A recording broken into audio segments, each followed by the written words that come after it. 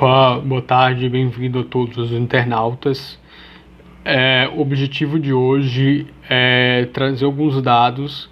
que nos ajudam a montar uma formação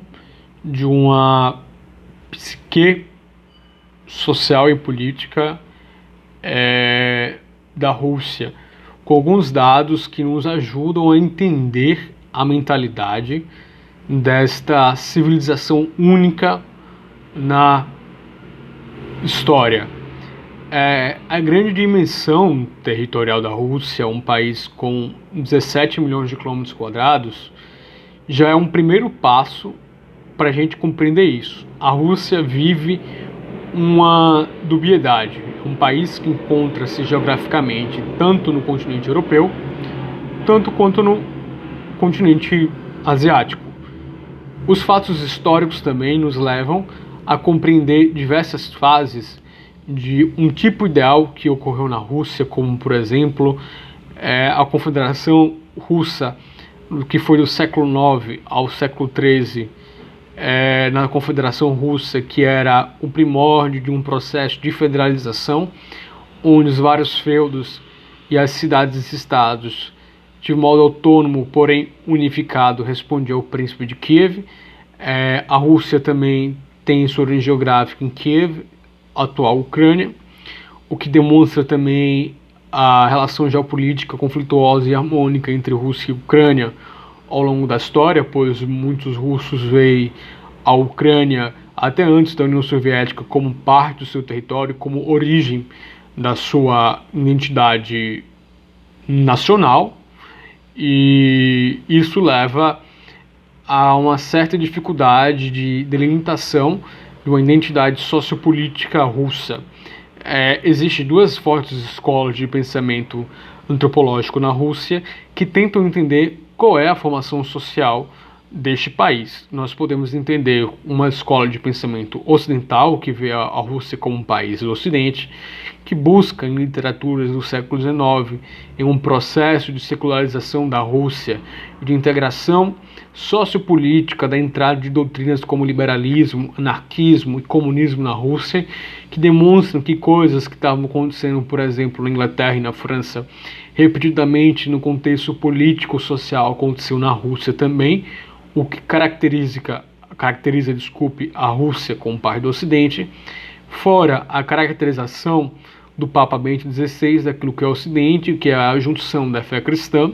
com o direito romano e a filosofia grega, o que caracterizaria também a Rússia nesse sentido, de acordo com expoentes em específico. E também temos a Rússia eurasiática, e nós temos um forte expoente contemporâneo na nossa época que defende essa tese,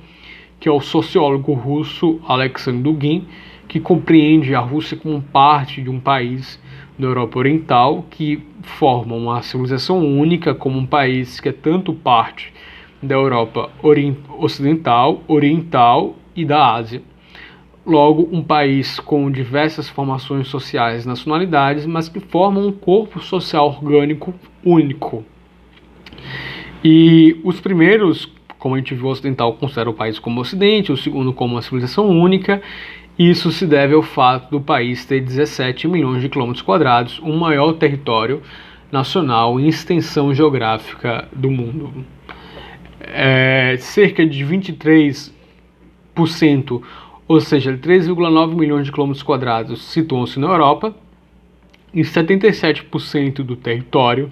13,1 milhões de quilômetros quadrados, situam-se na Ásia. Em contrapartida, apenas 25% da população vive na Ásia. Então nós temos aí situações contraditórias, antagônicas, porém convivendo juntas. O país comporta 9 fusos horários, o que nos demonstra que há mudanças e diferenças de hábitos a decorrer das regiões geográficas do país, enquanto uma determinada área encontra-se de manhã, a outra já encontra-se de tarde, o que leva a hábitos distintos, entre aspas, no mesmo horário do dia. Assim como um país subdesenvolvido é um país que tem uma forte predominância dos setor primário da economia, é o maior produtor de recursos minerais do mundo, e nós vamos olhar para dados historiográficos neste momento. A origem da civilização russa encontra-se na Ucrânia, num assim chamado estado kievano ou Rus, que existiu entre o século IX e o século XIII. Era uma florescente confederação de cidades-estados que realizavam um sistema de vassalagem ao grande príncipe da cidade de Kiev, e isso denota uma origem da identidade nação russa, e entra em contraposição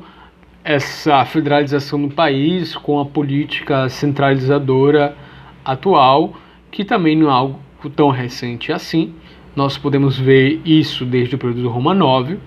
e justamente essa descentralização do período foi o que permitiu a invasão e conquista dos mongóis, que ficaram